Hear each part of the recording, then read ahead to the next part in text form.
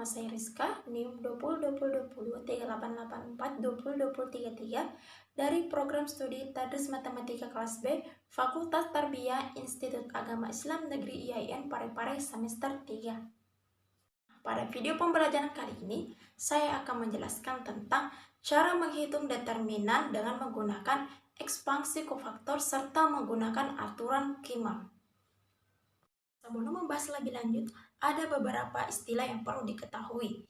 Nah, pertama, dimisalkan terdapat sebuah matriks A, di mana entry-nya ada A11, A12, dan seterusnya, di mana matriks A ini merupakan matriks bujur sangkar yang dihitung determinannya dengan menggunakan ekspansi kofaktor. Nah, beberapa definisi yang perlu diketahui sebelum menghitung determinan dengan ekspansi kofaktor, yaitu pertama adalah minor. Nah, di sini minor ada minor IJ. Disebut minor IJ yaitu determinan matriks A dengan menghilangkan baris ke I dalam suatu matriks dan kolom ke J dalam matriks A. Nah, di sini diberikan contoh di mana di sini diberikan matriks A yang isinya baris pertama ada 2, 1, 0, baris kedua 1, 2, 1, baris ketiga 0, 1, 2. Nah, misalkan kita akan mencari minor dari minor IJ, I-nya itu adalah baris pertama dan J-nya itu kolom ketiga. Artinya yang diambil untuk mencari M13 ini yaitu dengan cara menghilangkan baris pertama dengan kolom ketiga, sehingga yang tersisa hanya submatriks 1, 2, 0, dan 1. Sehingga untuk mendapatkan nilai M13-nya yaitu 1 dikalikan 1 dikurang 0 dikali 2 hasilnya 0, sehingga nilai dari minor M13 yaitu 1. Definisi yang kedua yaitu kofaktor atau biasa dilambangkan dengan lambang C. Nah, kofaktor dari entry AIJ dinyatakan sebagai CIJ, yaitu min 1 berpangkat I ditambah J dikali MIJ.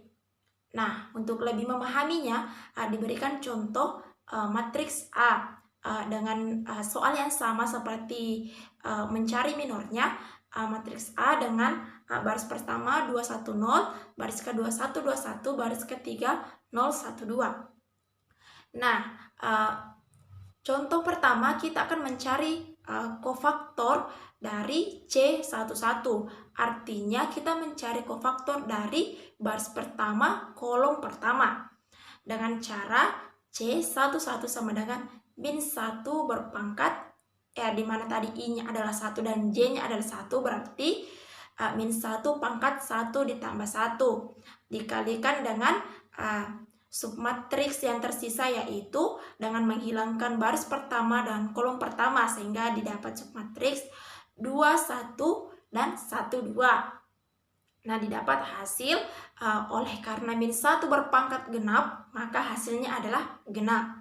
Didapat hasil C11 sama dengan 2 dikali 2 dikurang 1, hasilnya adalah 3. Nah, untuk contoh keduanya, kita mencari kofaktor dari baris pertama kolom kedua, yakni C12 sama dengan min 1 berpangkat 2 ditambah 1 dengan mengalihkan MIJ-nya yaitu 1, 0, 1, 2, sehingga didapat hasil C12 sama dengan min 1 pangkat 3 dikali 2. Nah, oleh karena pangkat dari min 1 ini adalah ganjil, maka hasilnya adalah negatif, sehingga didapat hasil C12 sama dengan min 2. Nah, adapun trik-trik yang dapat digunakan dengan cara melihat apabila A-nya berada pada A11, maka dilihat saja I tambah J-nya itu apabila dia genap, maka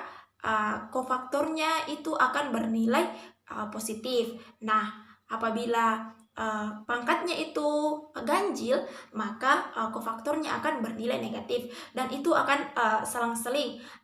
A11 nilainya positif, A12 nilainya negatif, A13 nilainya positif, dan itu juga berlaku untuk baris-baris selanjutnya. Setelah memahami cara mencari minor dan kofaktornya, maka kita dapat dengan mudah mencari determinannya. Secara umum, cara menghitung determinan dengan ekspansi kofaktor. Pertama, menghitung determinan A dengan ekspansi kofaktor sepanjang baris ke I. Misalnya, det A sama dengan AIJ dikali CIJ ditambah I2 C dikali CI2 ditambah titik-titik hingga plus AIN CIN sama dengan sigma, di mana 2 sama dengan I sampai N sama dengan AIJ dikali CIJ. Nah, yang kedua yaitu menghitung determinan A dengan ekspansi kofaktor sepanjang kolom ke J. Artinya sama dengan yang tadi.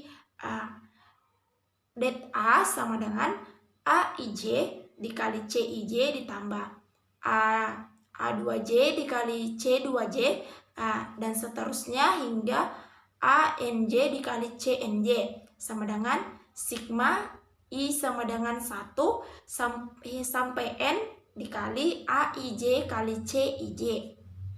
Seperti yang saya bahasakan di awal video bahwa kita akan mencari determinan dengan menggunakan ekspansi kofaktor serta menggunakan aturan Cramer. Nah, apa sih itu aturan Cramer? Teoremanya yaitu jika AX sama dengan B adalah suatu sistem dari N persamaan linear dengan N faktor yang tidak diketahui sedemikian hingga det A tidak boleh sama dengan 0. Maka apabila determinan A-nya tidak sama dengan 0, maka sistem ini memiliki solusi yang unik.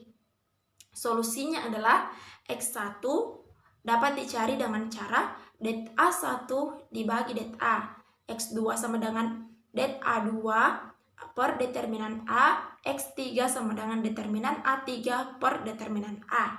Di mana AJ adalah matriks yang diperoleh dengan mengganti entry-entry pada kolom ke J dari A dengan entry-entry pada matriks B, yaitu baris 1, baris 2, hingga baris ke N.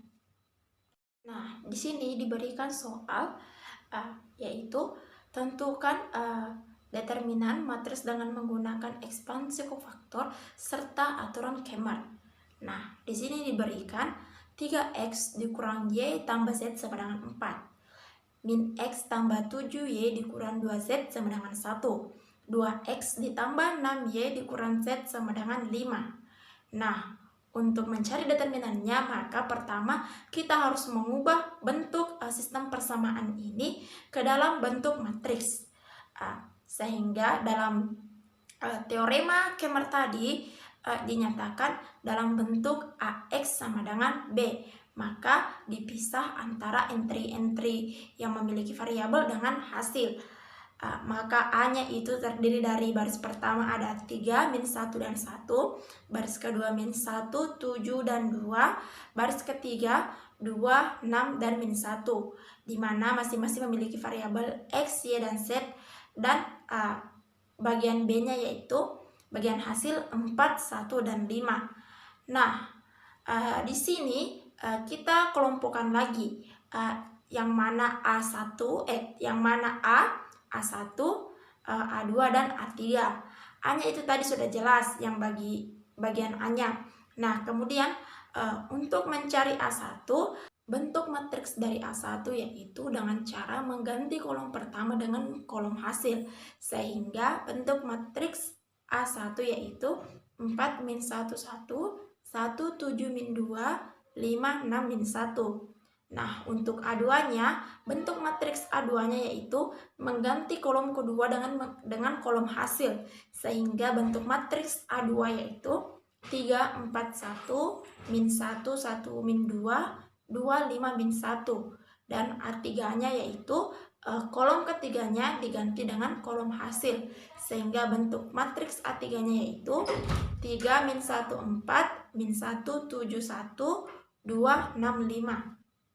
Nah, untuk mengetahui apakah dari bentuk sistem persamaan ini memiliki solusi yang unik seperti tadi menurut aturan dari aturan Kemar, ataukah tidak memiliki solusi. Nah, pertama kita harus mencari berapa nilai dari determinan A-nya, karena nilai determinan A lah yang menentukan. Nah, di sini rumus dari determinan A yaitu karena di sini kita menggunakan pemecahannya menggunakan sepanjang kolom ketiga. Sehingga rumus determinan A yaitu A13 dikali C13 ditambah A23 dikali C23 ditambah A33 dikali C33. Nah, pertama kita mencari minor dan kofaktornya. Nah, pertama kita mencari minor 13 dengan cara menghilangkan baris pertama dan kolom ketiga, sehingga submatriks yang tersisa yaitu min 1, 7, 2, dan 6, sehingga didapat hasil min 1 dikali 6 min 6 dikurang 7 dikali 2 min 14 sama dengan didapat hasil min 6 dikurang 14 sama dengan min 20. Nah, kofaktornya kofaktor C13 sama dengan min 1 dikali 1 ditambah 3 dikali min 20. Nah, di sini karena pangkatnya itu bernilai genap, maka hasilnya yaitu 1, sehingga 1 dikali min 20 hasilnya min 20. Nah, untuk mencari M23-nya dengan cara yang sama, yaitu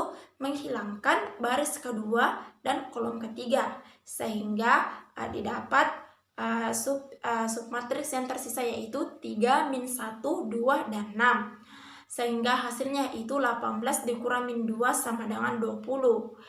Nah, hasil dari C23-nya yaitu min 1 pangkat 2 ditambah 3 dikali dengan M23-nya yaitu 20.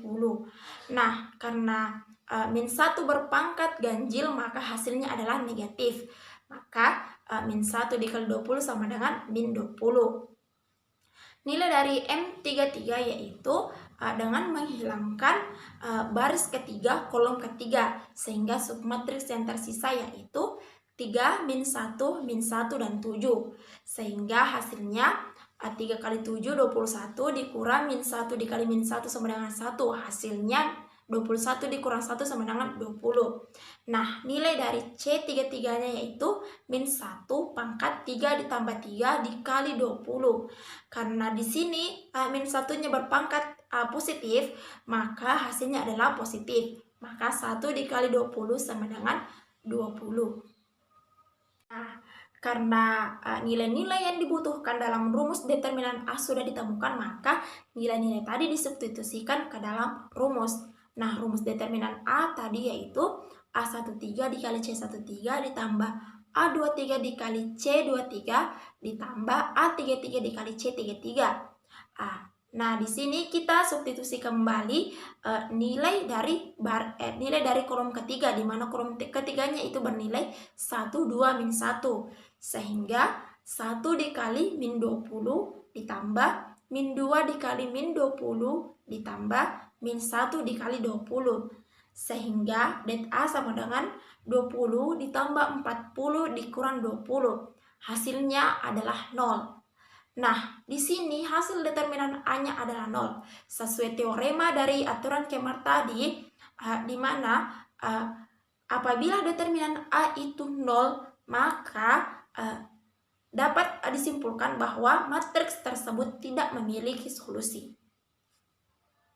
Nah, oleh karena determinan A-nya sudah 0 dan tidak memiliki solusi, maka tidak perlu lagi dicari nilai determinan A1, A2, A3-nya. Karena pembagiannya nantinya akan 0. Jadi itulah tadi singkat penjelasan saya mengenai cara menentukan determinan dengan menggunakan ekspansi kofaktor serta aturan Kemar.